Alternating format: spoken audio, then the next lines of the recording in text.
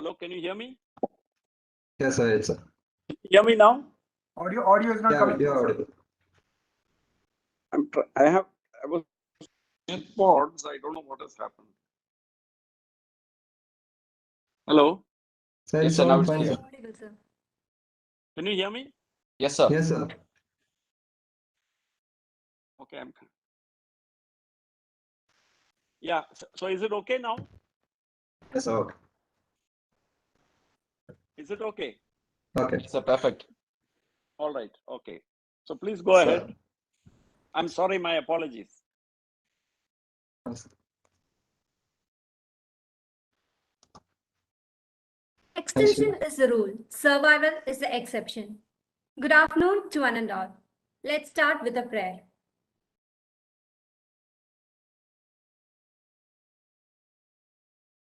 असतो मा सद्गमय तमसो मा ज्योतिर्गमय मृत्योर्मा अमृतं गमय ॐ शान्ति शान्ति शान्तिः.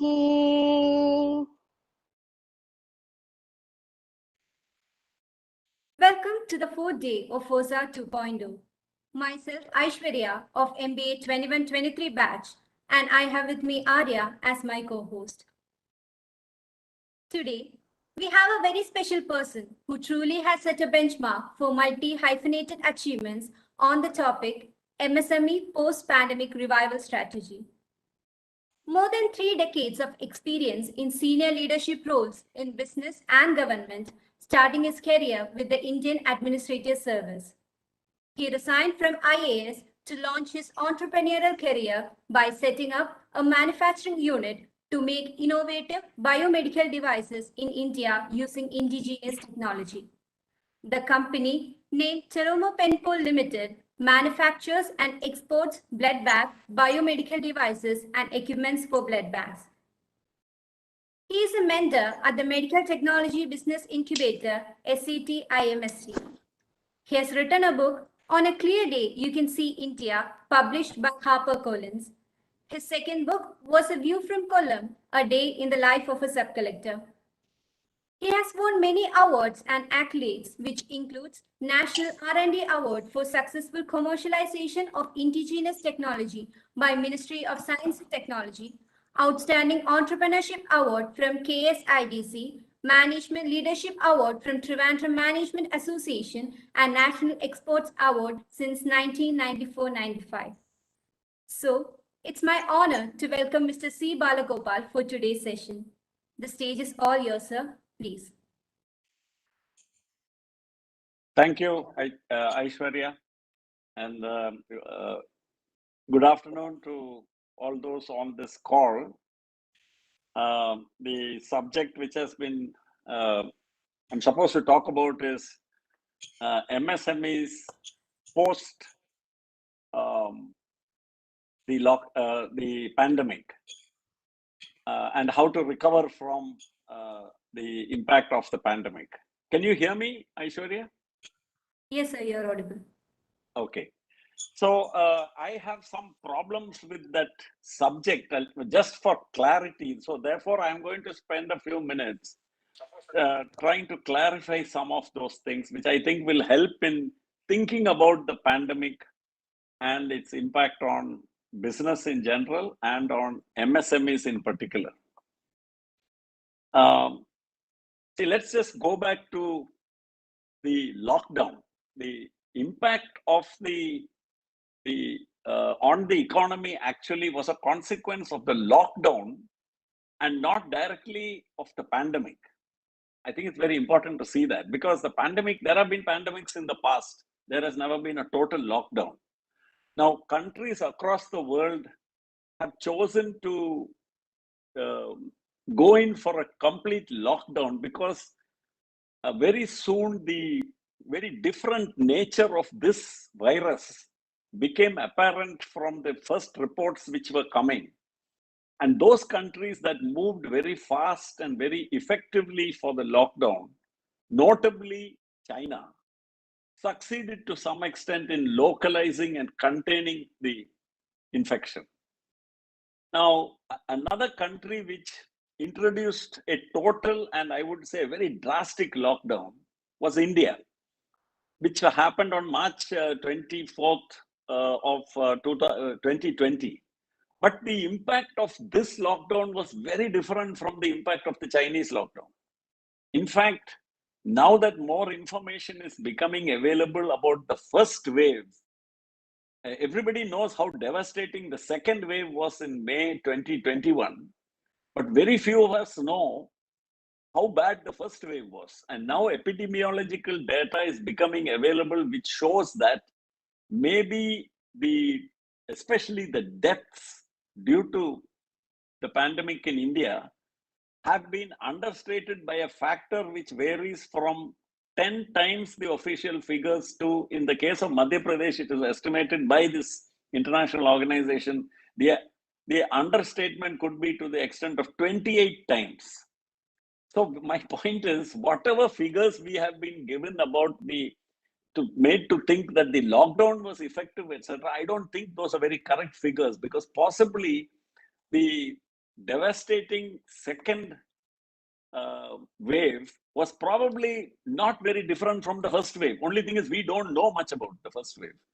We believed certain figures about the first wave. So why I'm saying this is, there was a lockdown which was imposed in India. Now the lockdown means everybody stays at home. Everything comes to a standstill, isn't it? It is not an economic phenomenon. It is like a machine which is working is suddenly switched off, or you put the pause button.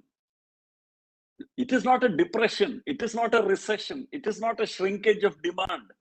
You know, the mistake of looking at this, and therefore when people talk about reviving the economy, there was nothing wrong with the economy before. I mean, the economy had other problems. What happened was somebody pulled the plug on March 24th, 2020. You can put it different metaphors. Either the plug was pulled or the pause button was hit. Everybody stopped. Exactly where they were, they stopped. Now, how do you solve an economic problem which did not have an economic origin? I mean, the origin of the problem was not shrinkage of demand. So by trying to stimulate demand, what are we trying to solve? There was no problem about demand before also. What happened was the economy stopped. It has to be restarted. I think first point is there must be clarity about this. I think all the economists have got it wrong. I think very few of the economists in the world, and most notably people like Jan Kregel and others, have got it right. And they are in a microscopic minority, even in the United States and in the Western countries. So it's not just Indian economists. Economists everywhere got it wrong. It was not an economic phenomenon. And throwing stimulus into an economy which was abruptly and very, with shocking suddenness was brought to a halt, you have to help the economy to start again, because supply chains have been disrupted, etc. And there have been, sections, the impact on different sections of society have not been equal. In fact, one of the most tragic outcomes of the pandemic is and this is not due to the brilliance of a few people and we got all the wrong notions, my young friends. We think Bezos and this guy who owns Tesla and others, that is their smartness in the last 1.5 years that their net worth has tripled or quadrupled. It has nothing to do with that. Asset price inflation, which happened due to completely exogenous factors. One fine day, a chap who's worth $40 billion is worth $160 billion. That's it. And during the same time period, in India, about 60% of the workforce who were dependent on the next day's wage starved during the same time period. So on the one hand, you find because the plug has been pulled or the pause button has been hit and the economy has come to a stop, you find a cruel impact on a vast majority of the informal sector in India, which accounts for by far the majority of the employment of India. You know, I think many of you may be aware of the fact that the workforce of India is estimated at about 500 million. The organized sector's share of this is 10%. That is 50 million out of the 500 million are in the organized sector. So what does that leave? 450 million people are in the unorganized sector, my friends. And these are people who depend on the next day's wage, next day's income. And so this micro, small enterprises, after MSME, let's forget about medium. Let's just look at the first M and S, micro and small.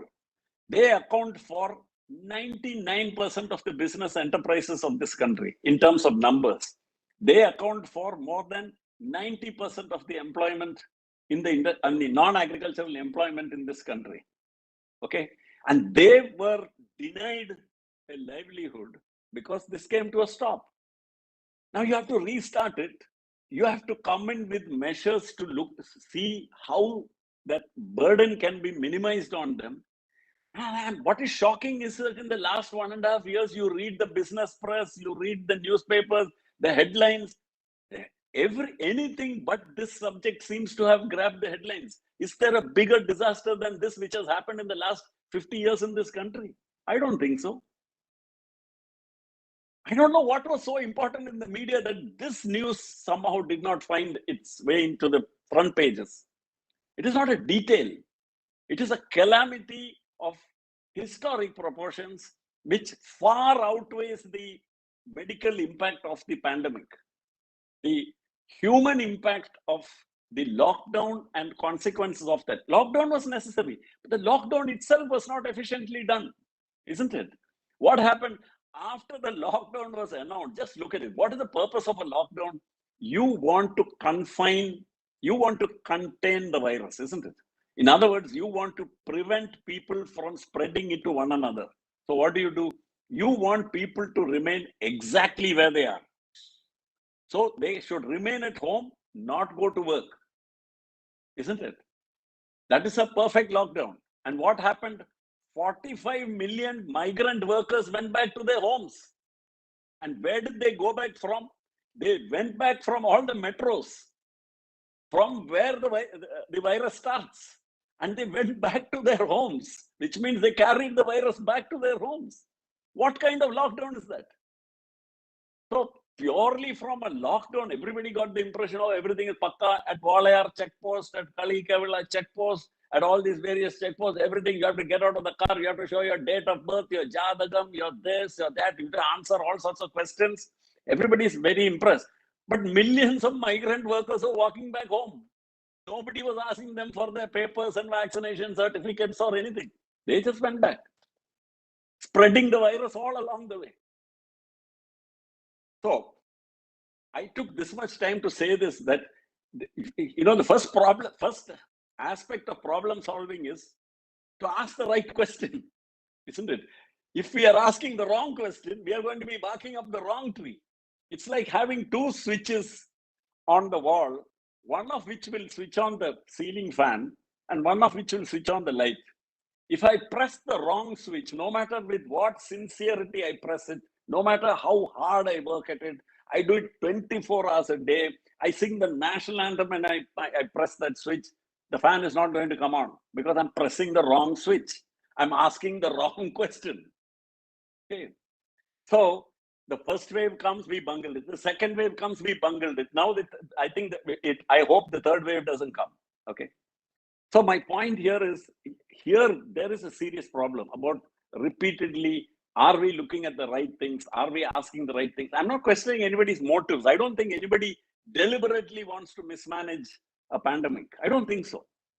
So I'm not questioning people's motives. I'm just questioning people, whether they're doing the sensible thing, whether they're listening to the right people, whether they're asking the experts, or whether somebody else is taking all these decisions. You know?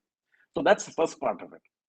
So in other words, a good lockdown has to be necessarily total. It has to prevent complete, it has to bring all economic activity to a standstill. That is a good lockdown. But obviously a good lockdown cannot be indefinite. So if it is going to last for 1 month or 2 months, what happens for those 1 or 2 months? So for those 1 or 2 months, all essential services must work, no? Isn't it? Our health services must work, water supply must work, electricity supply must work, and some essential other than health services, some essential other services like ASHA workers and people going to people who are high risk, people with comorbidities, etc. We must see that they are looked after. So other than such people, everybody else must. Now, in a country like India, where, as I told you, 450 million people fall into the informal sector and depend on basically daily wages. In other words, this is a cash flow based existence. They have no cash, they have no savings in the bank, they have no balance sheet, they have no assets. So what do they, only thing which they can rely on? Cash flow. In other words, what is their cash flow for a manual laborer? It's his daily wage which he earns, isn't it? So such a vulnerable section, what do you have to do? You have to provide them support. And this is what, even in the richest countries in the world, what they did was, the first thing which they said is, everybody just payroll protection. Basically see that you stay at home and you're paid to stay at home. Actually, that's what the government was saying. Stay at home, don't worry about your pay. That will be, it will be credited to your bank account. But stay at home. That was the basic idea. No, we didn't see any such thing like that happening here. So it was a very, but here there is an honorable exception, and that is the government, that is Kerala. What happened in Kerala? What happened in Kerala was, because of the rights-based approach to so many things, this is the only society in this country which has taken a rights-based approach to employment, a rights-based approach to education, a rights-based approach to public health, etc. Because of all that, even migrant workers, and I'm so proud about that, even migrant workers were covered by these essential things. Everybody was given food packets, everybody was given basic healthcare checkups. They had some place to stay till they were given transportation back to their hometowns. No, that kind of support did not happen. Now let's come to, so the first thing is the immediate steps. The second thing is, and so for an MSME, I remember at that time in March or April, I participated in some sessions and I was asked, what is my advice to MSMEs? In March, April 2020, okay. The lockdown was just 2-3 weeks old. We did not know how long it's going to last. I don't know whether any of you remember. Everybody thought next month it will be okay, isn't it? April, maybe May we'll all be back in the school. Everything will be fine and things like that.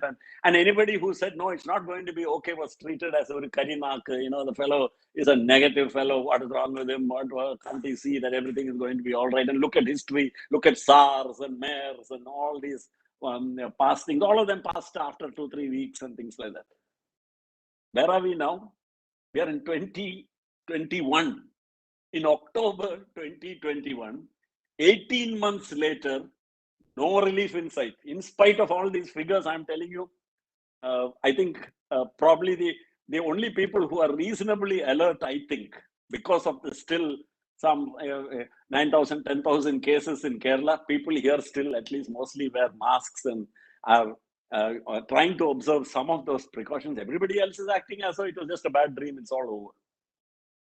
So my first advice to MSMEs at that time was, cash is king, conserve cash. In other words, don't look at anything else right now. Look at renegotiating your lease rentals.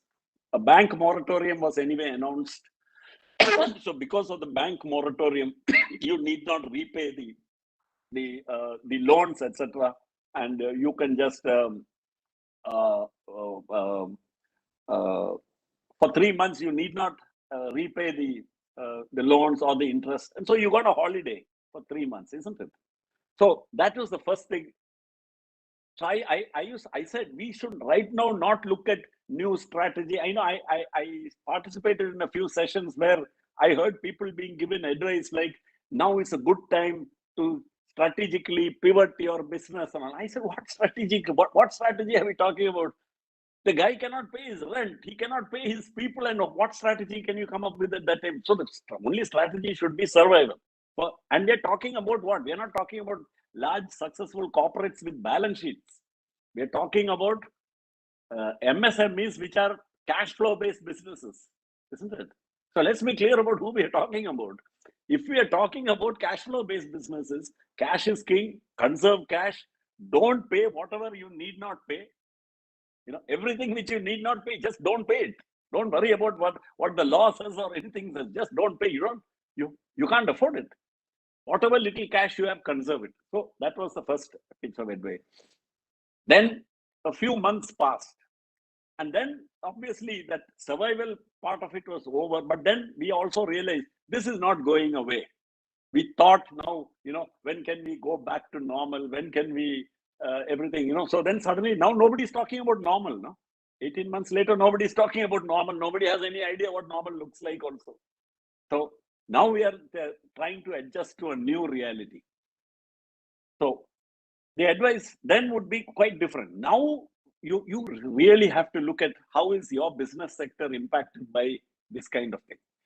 So physical distancing, masking up, restrictions on travel, either imposed by external authorities, imposed by travel companies, or self-imposed by people, is going to be a fact of life. We are not going to go back to the Trishur Puram type of situation in our lives, where we all go love pushing against each other like fish all in a big shoal. That kind of situation is gone forever, my friends. I don't know whether anybody liked it. I hated that kind of kind of fighting your way through crowds and all. I hated that kind of physical contact situation, and I'm glad if it is over once and for all. That's my personal view. But I think those days are gone, which means we have to deal with a new reality. Now, here what happens is there is no one size fits all advice. The problems which, say, the travel and hospitality industry face is completely different from the problems which the construction industry faces, is completely different from the problems which, say, the non-banking financial companies face, is completely different from the healthcare companies face. I have heard, from various tier 2 and tier 3 towns where large private hospitals, they at one time, they did not want COVID beds. They did not want to admit COVID patients. Now, you know what? Apparently in many states, there are huge, they're willing to pay any amount of money as long as they can get 10 COVID beds. The conservative estimate is without ICU, without oxygen, without anything, without even medication, because a person is just COVID positive. The daily earning from a COVID bed is 30,000 rupees. Now, what do you think the daily cost will be? Nothing. Whatever the hospital was anyway paying earlier. Do you mean to say every time the nurse goes out and comes back, she's throwing away that whole PPE and the gloves and the mask and everything and putting on a fresh set and coming? That's what you're being charged. But that's not what is actually happening, isn't it? So many hospitals which were financially struggling, which were limping along, etc., they must be thinking, Father Christmas has come, in the form of the COVID-19 virus, and saved all of them now, So here suddenly, and this is for non-critical, non-treatment based beds. Now imagine what the cost would be per day if that patient needed ventilator, but needed ICU and needed genuine, life support. Then what we are talking about is figures which run into probably closer to 1 lakh or more than 1 lakh a day. Okay. So if you are in the healthcare sector, I don't think anybody needs any advice. They're all doing damn well. So we are not talking about that sector, isn't it? We're talking about some other sector. So when you talk about the impact of the pandemic and the lockdown on different sectors of the economy, and especially the MSME sector, it depends on which domain, which sector within the within economy are we talking about. Because some sectors, say for instance, let me give you an idea about the differential impact on different parts of the economy. And here I'm not talking about MSMEs, overall economy. Which is the one sector of the economy on which there has been no negative impact? The government employees. What is the negative impact on them? Has 1 rupee come down in their income or in their pension benefits or in their medical benefits? Many of them don't even have to go to office and they're getting paid, isn't it? So we talk about as if the COVID has been a disaster. It has not been a disaster for the government employees, whether central or state government. So let's leave them out. They have not had a bad time at all. Then you take corporates. Why is the stock market doing well? Why is the stock market crossed record levels now? So obviously something has happened which stock market prices are an asset. This asset price inflation happens during crisis in different ways. And usually it is the asset owners who are smiling all the way to the bank, isn't it? Those who own assets. Either those assets can be in the form of financial assets, or they can be in the form of house owners and homeowners and landowners and property owners, etc. For them all, it's all right. But what about those who are living on leased assets, who need to rent an asset to live? What about the impact on them? Not a very happy situation. So there's a huge difference between asset owners and those who are not asset owners and who need to hire the assets. Okay, so that's the second category. And corporates come into that. What about even if you take the agricultural sector? Actually, what has been the impact on even the small farms? Do you think it has been a disaster for them? No, it has been actually a good time for them. We think, oh, pandemic, poor chaps must be really suffering. I mean, farmers always had a difficult time in the country, and especially the small farmers, they always had a difficult time. But during this time, whatever they could grow, they could sell. There was no problem, is it not? Because there was a shortage of everything. There was a shortage. So you grew a few vegetables in your backyard, you could sell that. Why? You don't even have to be a farmer. If you had 10 pots or 10 grow bags on your terrace and you grew some brinjals, you could sell it to people in your own building. So in such a situation, I think the data will show that the agricultural sector has not been very negatively affected. So we should just think through these things clearly instead of just thinking, oh, COVID-19 bad, pandemic bad, lockdown bad, therefore it is a huge economic thing, everything is collapsing. Not at all. All the billionaires have seen their wealth multiply 4 times. Elon Musk is today worth $260 billion. His wealth has gone up 6 times in this pandemic time. He has overtaken Jeff Bezos. What happened? Were more Tesla cars made? Did suddenly Tesla become double the profitability? Nothing of the kind.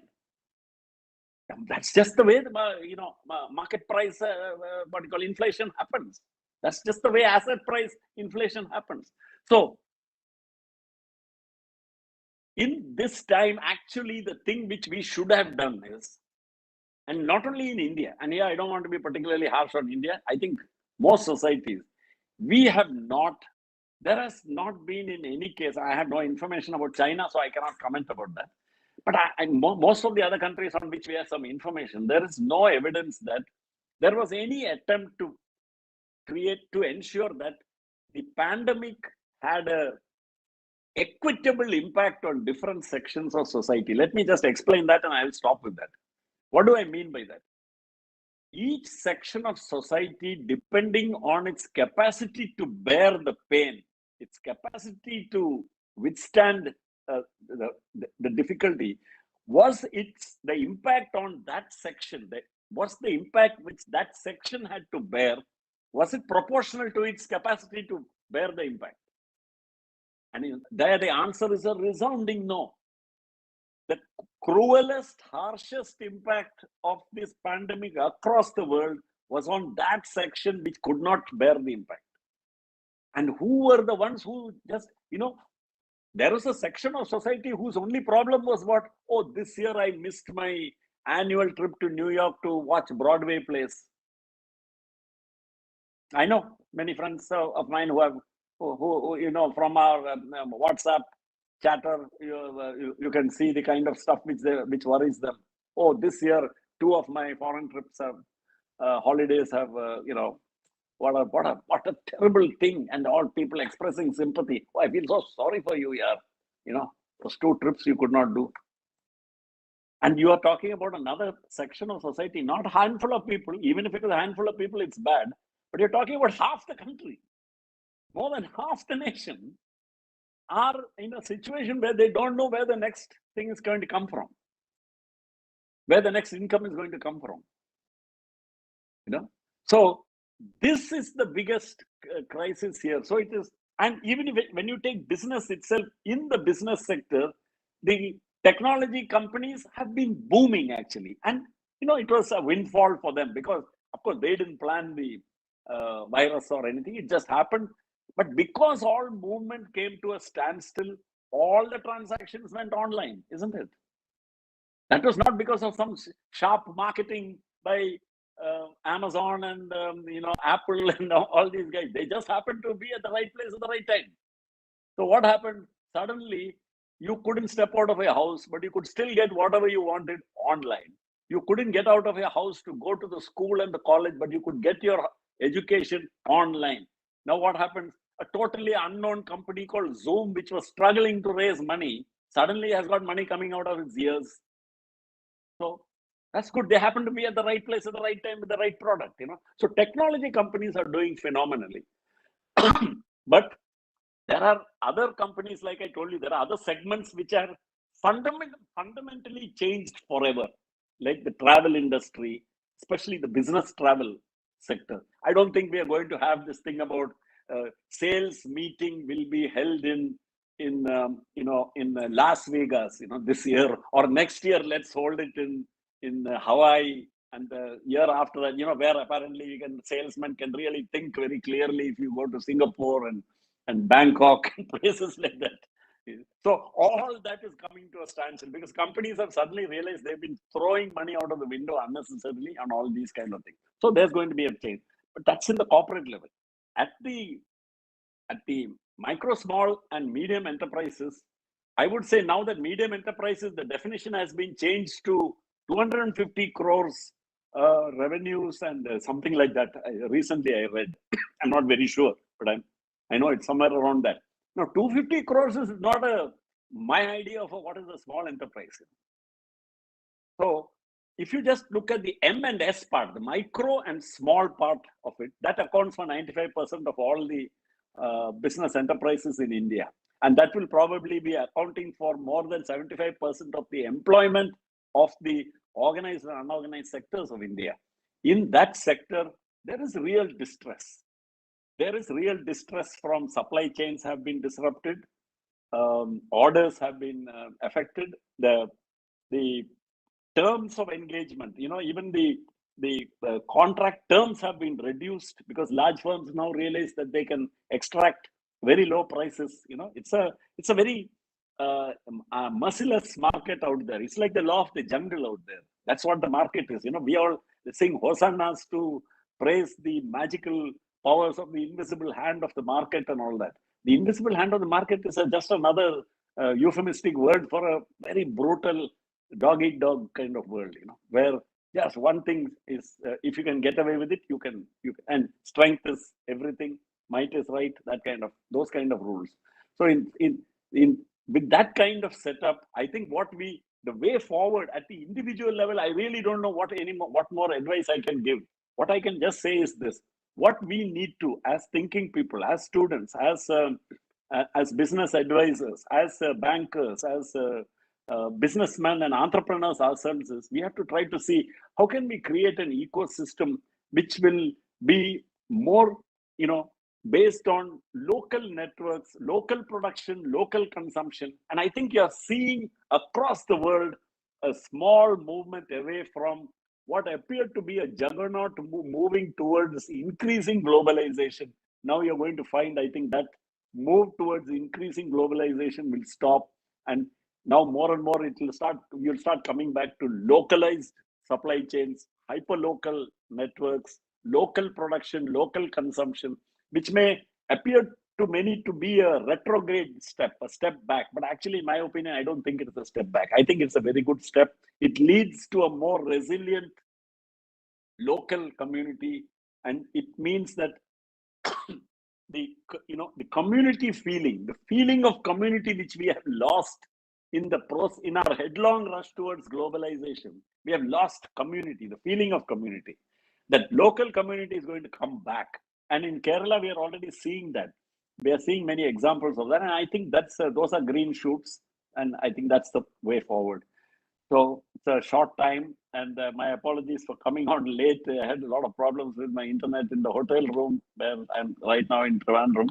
So finally, I'm joining on my iPhone. That's why this is not my laptop. I couldn't use because something went wrong with the internet here. So thank you all. I hope what I've said has at least given you some points to think about. I'm not sure whether this is what you expected, but I look forward to some questions and comments, and I'll be happy to join in the interaction. Thank you all. Thank you, sir, for enlightening us with your words. And it was very informative that we could know more about the MSME post-pandemic revival strategy. Now, participants can post their queries in the chat box, which will be addressed by the guest. By the time the students post their question, I just wanted to highlight that when we had this discussion, we were all looking at the industrial production, the MSMEs who are involved in actual production. So so they are the ones who are hit because of the supply chain, because of the movement restriction, because of the market falling, and the finished goods movement being constrained, workers not being able to come to office, and all those stuff. So I think those kind of even local production or even companies who are supplying elsewhere, I think they are still struggling. And even any kind of measures that government talk about, we are still not sure as to how it will really impact them or help them grow. Can I respond to that? Please. Yeah. See, this is only anecdotal because unfortunately, one big problem which people like me today who are out of any kind of business position or official access to authenticated, validated data, one of the disadvantages which I face is getting information which is reliable. So we are forced to fall back on a lot of anecdotal information. But the kind of, that's why I said MSME. If you take the medium enterprises, the larger ones at this end of the spectrum, I don't think they have been very badly affected at all. And I know of companies which have hardly been badly affected at all. I'm only talking about companies in Kerala. And so I think that will be the situation elsewhere also. So we have got the impression that this lockdown and various things have really badly affected these industries. I don't think the data really bears that out.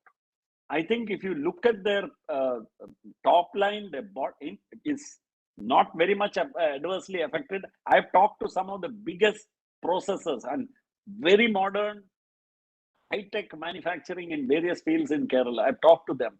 They have not been very negatively affected since the pandemic happened. That's the top line, and that surprised me. But what did not surprise me was the bottom line is booming.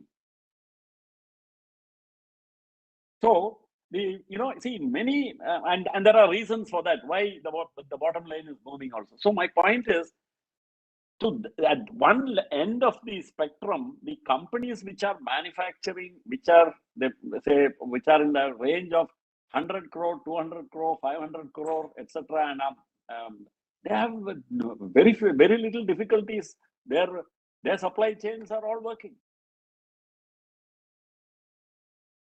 I mean, unless they have been misinforming me, I don't know. So so like I said, the jury is still out. We'll need to cross-check this with GST data and that kind of validation I have not seen that happen. The only other information is I'll have to look at the State Planning Board economic reports, which we should also look at. But they are not updated every quarter or anything. So we don't get that kind of validated information. So we are left with highly anecdotal information, Jay, at this stage. Yeah.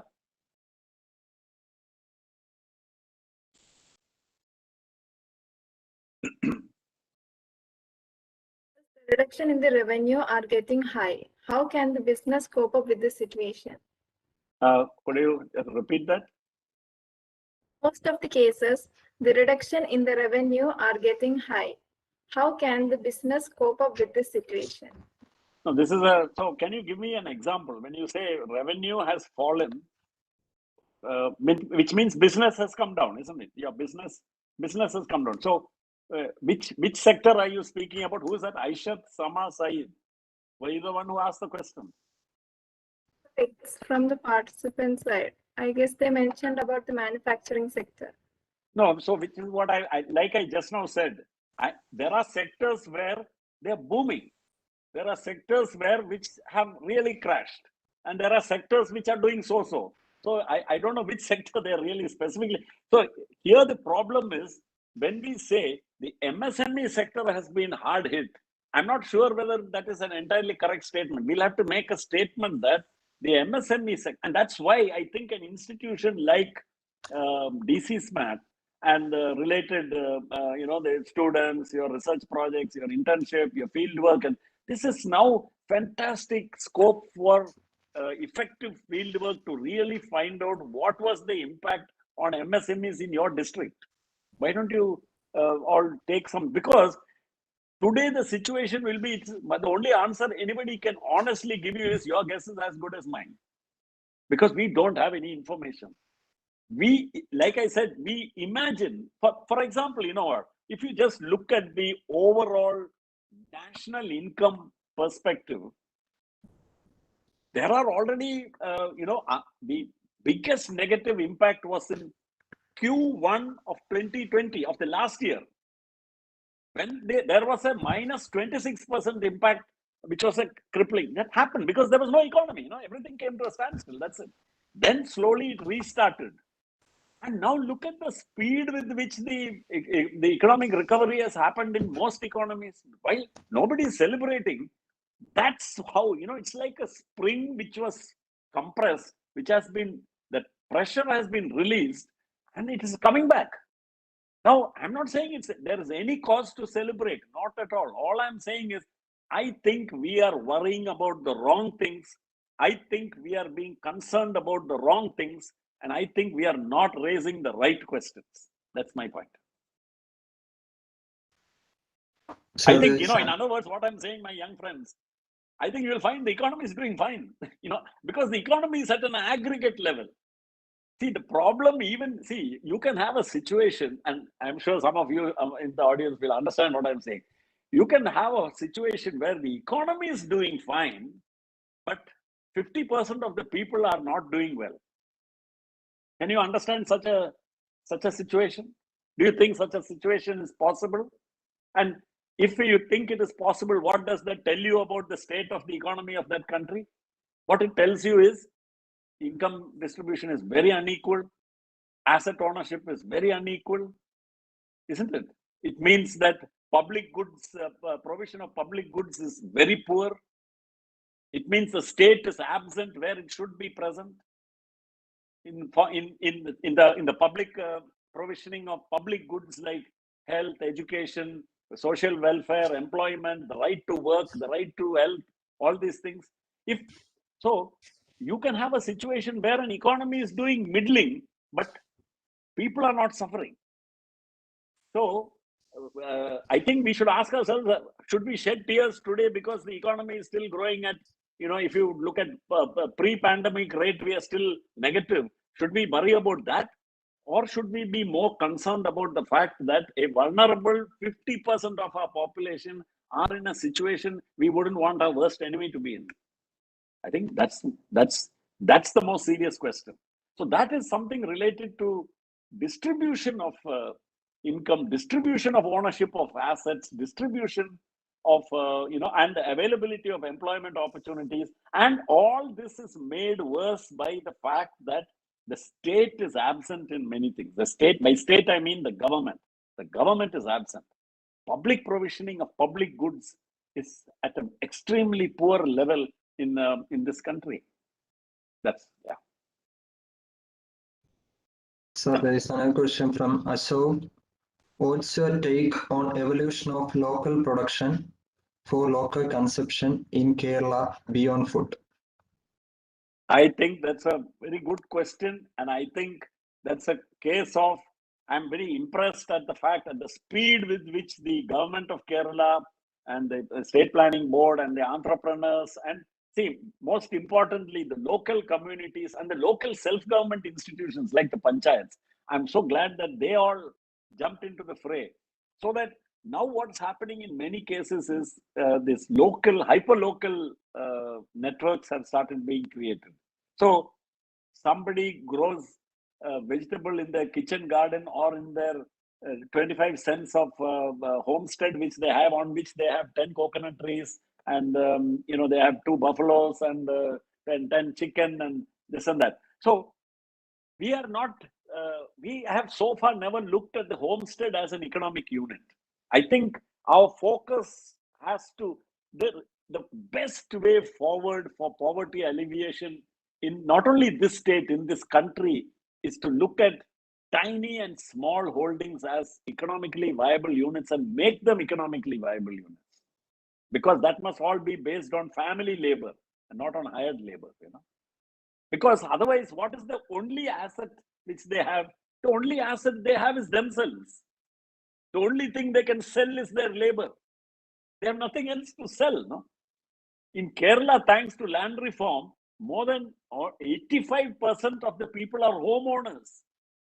I still hear ignorant people in this state saying land reform was a total failure because our agricultural production came down. The purpose of land reform was not to increase agricultural production. The purpose of land reform was to distribute asset ownership of land, to make more people owners of the land on which they tilled or which they lived. And that was achieved. You look at the percentage of homeowners in Kerala compared to the other states. So I think hyperlocal networks, local production, all that is happening. I know it is happening, but again, I'm saying it is anecdotal. We need data. We need information.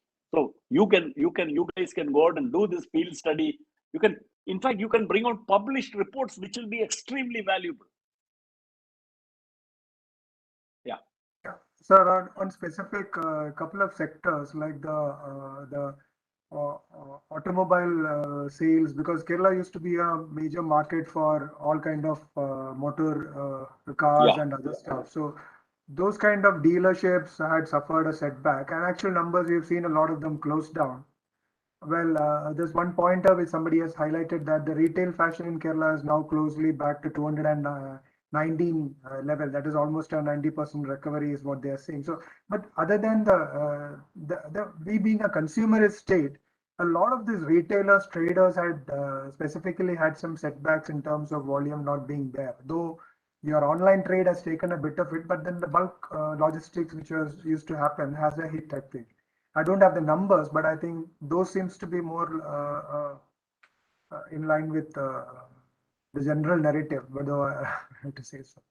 No, but here, Jay, I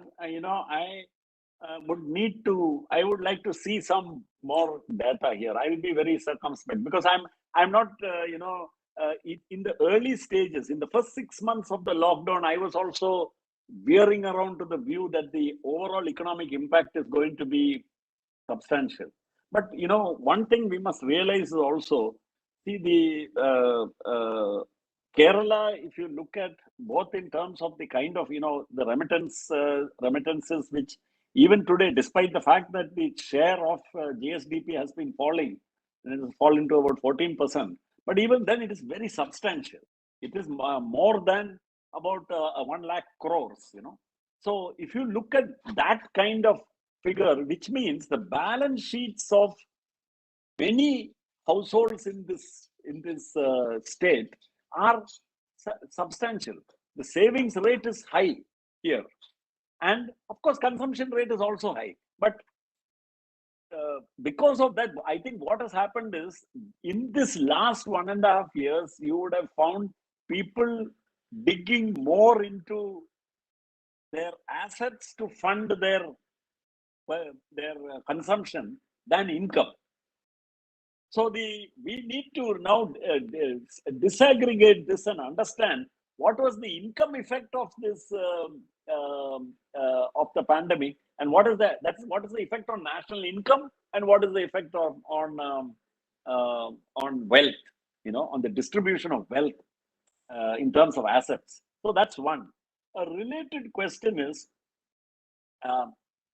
many of you will remember that what I call the golden equation in economics is national income is equal to, and on the right hand side is very interesting. It is, if you can define it in terms of spending, or you can define it in terms of output. So if you define it in terms of spending, the gross national product or gross state domestic product is equal to all the household spending plus all spending by business and industry plus spending by government plus the net of imports and exports of Kerala. If you're taking a state or if you're taking a country, the net of imports and exports.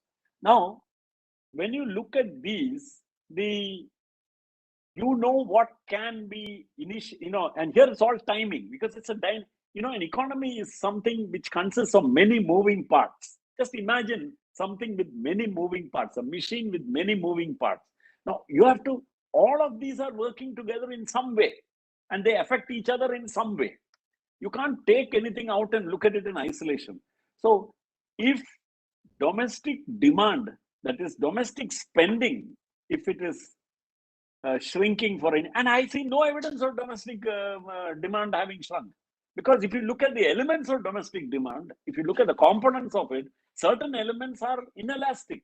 It doesn't matter what the price is, they will have to be met. Food, medical care, and other essential commodities, etc., have to be met. Okay. Now, then what is the other element? It's business spending. And what is business spending? Another word for investment. Now, on that front, there has been a serious hit, but that is not a consequence of the pandemic, is it, my friends? Because if you take the last 5 years, business spending has been coming down over the last 5 years. Is it not? Business spending has not come down because of the pandemic. Right? For in aggregate, investment has been falling.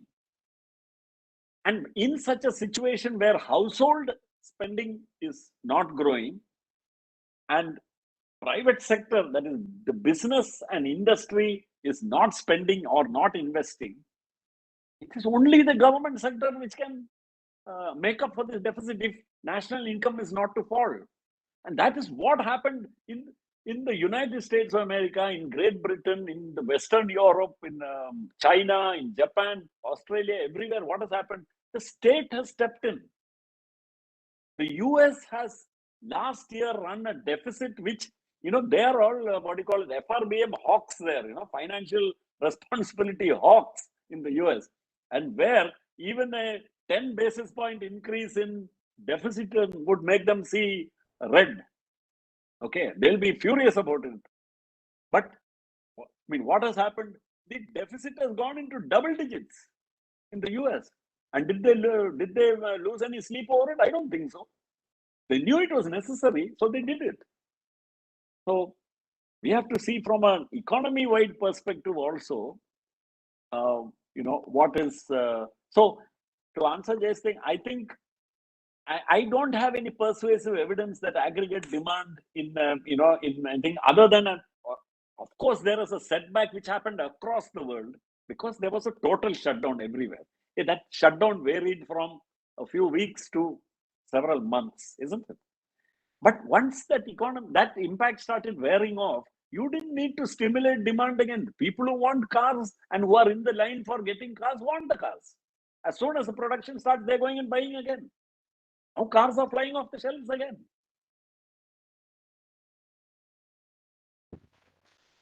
So next question from Savin.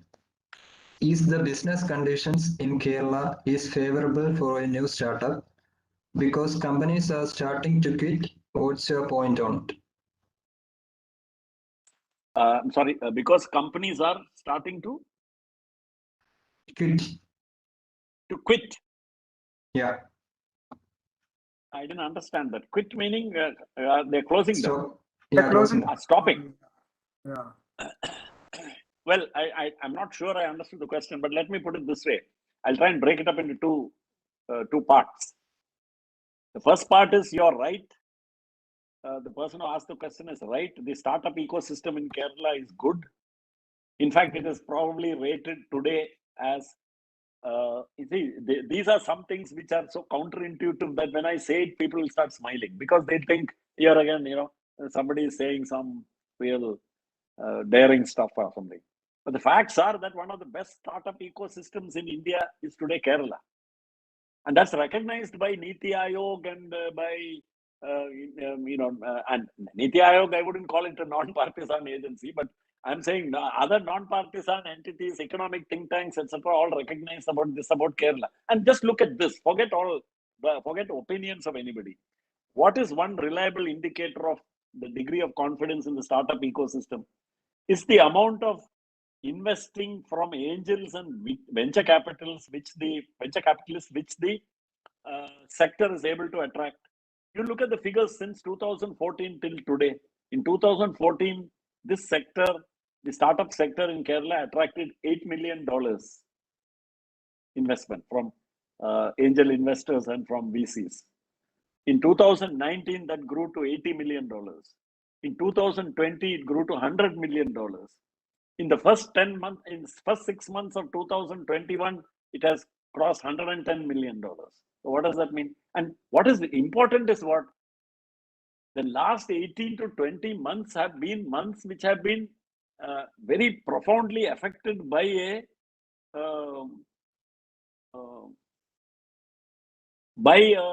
this pandemic. Despite that, the startup ecosystem has not, looks like it hasn't missed a beat. So that's a very good sign. And now the industry is closing down, not only in Kerala, across India and in the rest of the world. They're closing down for various reasons. I don't think the startups are going to step into the shoes of those which closed down. These are often two completely different segments. There are industries or sectors which are today by definition weak and in a weakened state, and they will die. There are other sectors which are emerging sectors, and most of the startups will be in the emerging sectors.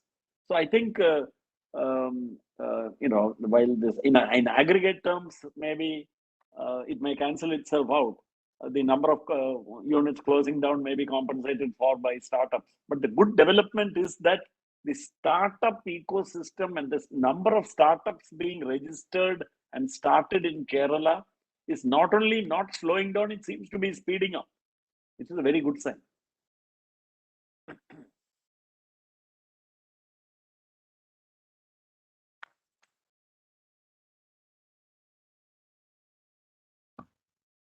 So it's almost time. Are you okay to take questions? Yeah, I'm okay. I thought I was taking questions all along. Please ask. Any more questions coming? There are a few, sir. I think there's a question and answer title where the people are putting in questions. So probably the panelists can read it out for you. Yeah, I think one of the moderators, if they can read out the questions fast, I will try to answer them fast. So one by one, if you can read the question, I'll quickly try and, if I can, I will try and deal with them. So next one. Yeah, Sama, please. What are the major measures and initiatives taken by the government to promote MSME during the pandemic? Well, I think I don't want to give us very short answer like saying that should be answered by the government. But because I am not in any way associated with the government. So I really have no idea. Because everybody thinks that because I say such positive things about Kerala, they think I'm working for the government. I am not.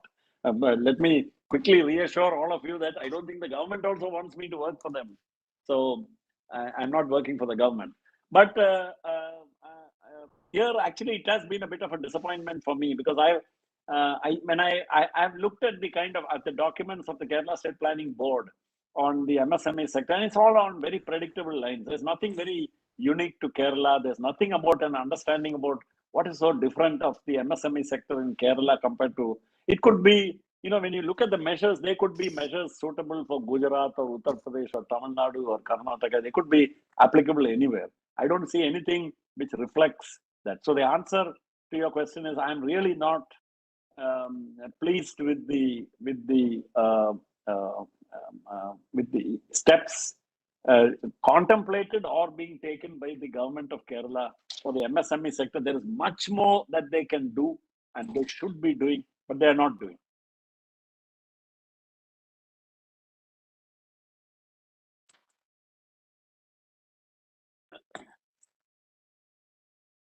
Yeah.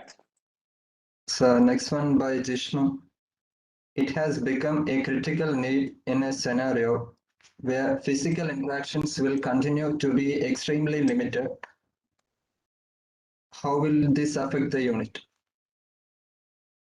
Could you repeat that, please? Yes, so it has become a critical need in a scenario where physical interactions will continue to be extremely limited.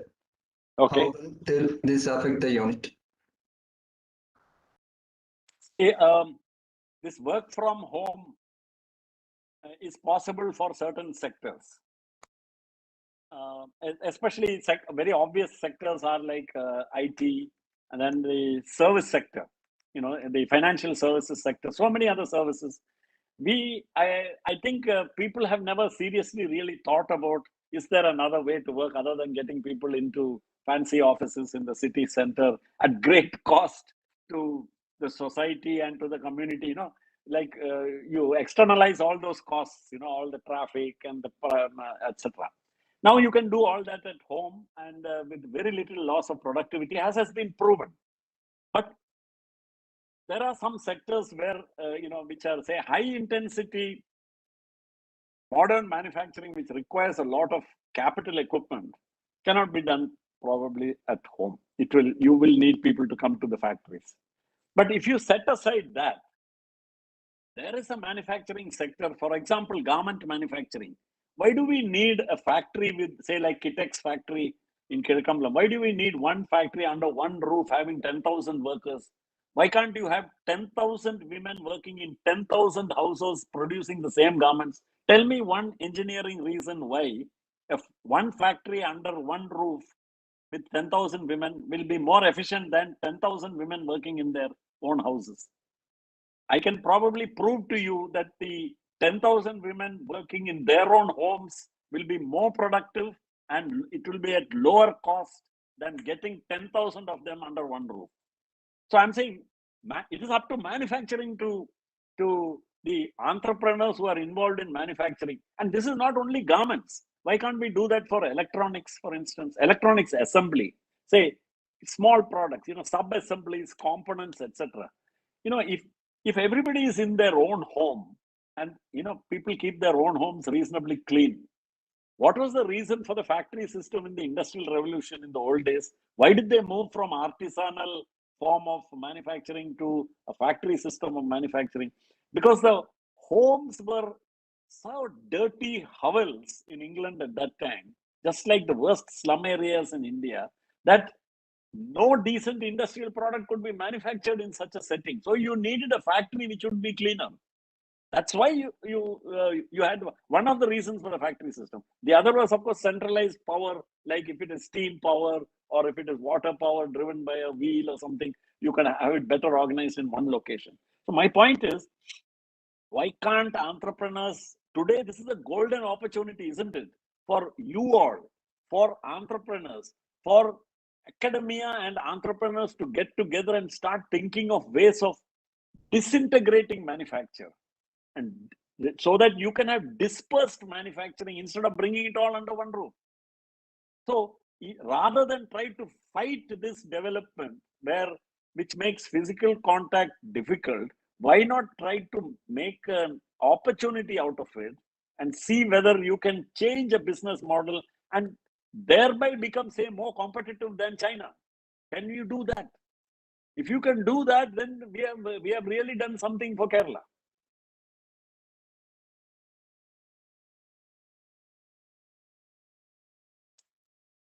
I don't know whether I answered that question.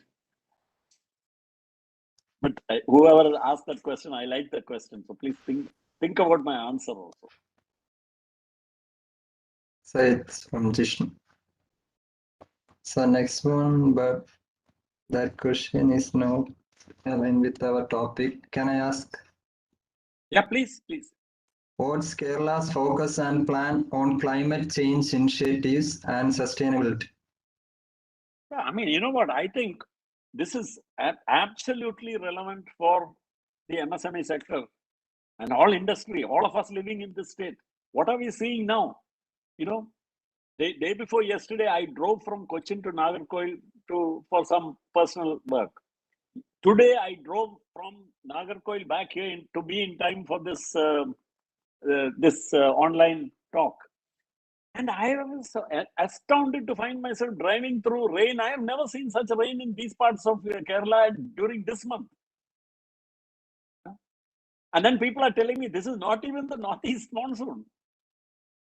They're saying it is some tail end of the southwest monsoon, which is it cannot be. So it is some other depression, what all they're saying. Now the point is climate change is a fact.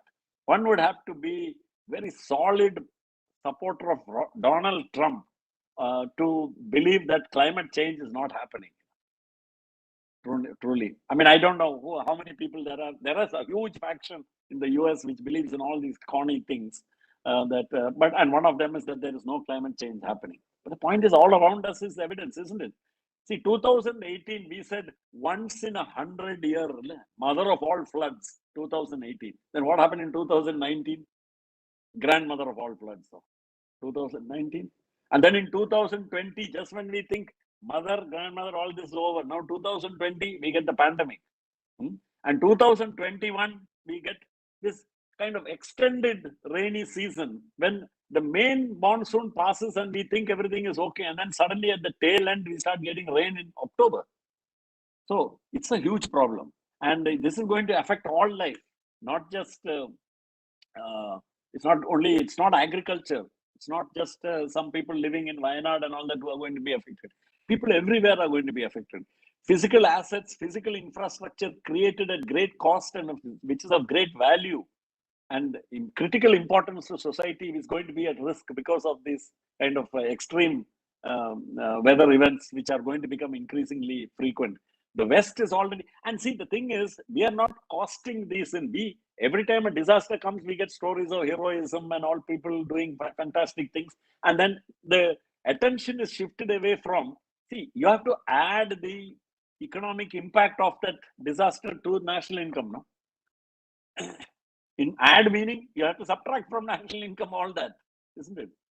Sometimes perversely, it has a positive effect in the sense that it will spur public investment and which will create more public goods and all that. But my point is, it is having a huge impact on, and it's here in Kerala, we have climate change deniers because of economic interests.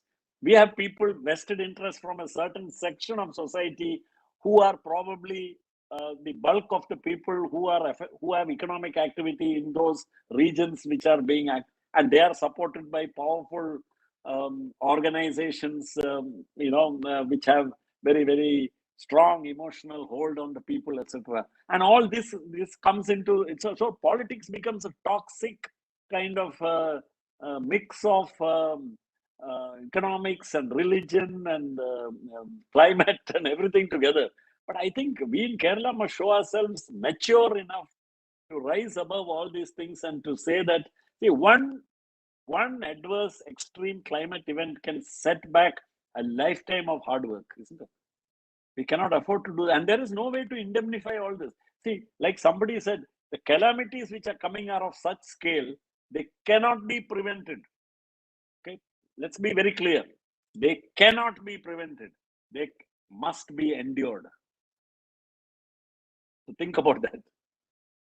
There is no way to prevent what is happening, because the cumulative effect of the carbon accumulation which has happened is only now beginning to play itself out. If all the coal plants in the world were stopped today, you cannot prevent the climate change which is already underway from getting worse and getting worse and getting worse for the next 50 years. That cannot be prevented. Whatever we do today, 50 years hence, you might start seeing its positive effects. So we are today beginning to experience the negative consequences of the accumulated discharges from the industrial powers, which has happened all this while. What they're talking about, the Kyoto Protocol and the Paris Protocol and all that is, if we start behaving sensibly and not like children, then 50 years hence, we might be able to produce some positive effect. So I think it's time we started behaving like civilized, rational human beings and not like fools. Yeah. Anything more? No, sir, we are done with the question. Okay. Aishwarya, please. Thank you, sir. Now I invite Arya to deliver the vote of thanks. Good afternoon to one and all present here. Honorable Chief Guest, Mr. C. Balagopal, respected Director, Dr. Jaishankar Prasad, and all the participants. It is such an honor for me to get the opportunity to thank all dignitaries. On behalf of DC School of Management and Technology, Trivandrum, I would like to express my gratitude to all esteemed delegates of the webinar for their presence and contribution to make this webinar a great success. I extend my gratitude to Mr. C. Balagopal, sir, to take out time from his busy schedule to grace the event. Thank you for inspiring and encouraging us with your words on this special day, sir. I extend my gratitude to the DC fraternity for providing us an opportunity to organize a webinar even amidst the pandemic. I must thank the organizing team, the volunteers for working hard for the past few days to make this webinar successful. And a very special thanks to all the participants who have joined this session. Once again, thank you all for making Day 4 of Forza 2.0 a great success. Stay tuned for Day 5. You guys have something very special coming. Thank you, sir. Thank you, Jay. Thank you, sir. all young friends. I hope I left you with some points to think about. Many questions I'm sure I left you with. I don't know. I don't think I gave too many answers. But I think we need to raise the right questions. Thank you all and all the best. Thank you. Let's have a sneak peek on what's happening on Day 5. On the next day, we have with us Mr. Richard Anthony. He is a senior management executive with over 25 years of experience. He has managed growth initiatives in both products and service organization. He worked in various roles, including end-user services, service delivery, global operations support, EMEIA, Center Leader Trivandrum. Participants, kindly fill the feedback form, link provided in the chat box. Kindly complete the feedback to mark your attendance to ensure certification. Stay tuned for tomorrow on the same platform. Thank you.